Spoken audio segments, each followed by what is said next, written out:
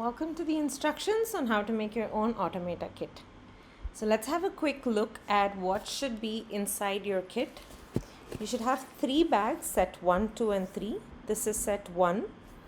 These are the pieces it should have. This is set 2. It will be in 2 bags, one inside the other.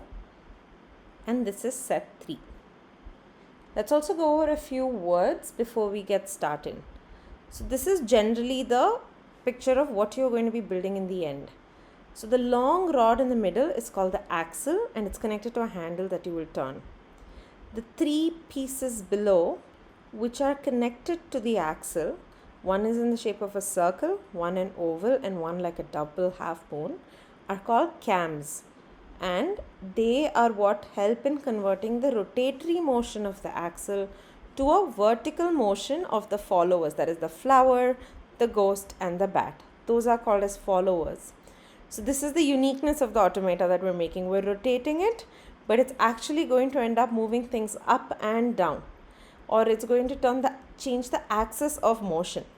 So we really hope you enjoy making this, and here are the steps to do the same.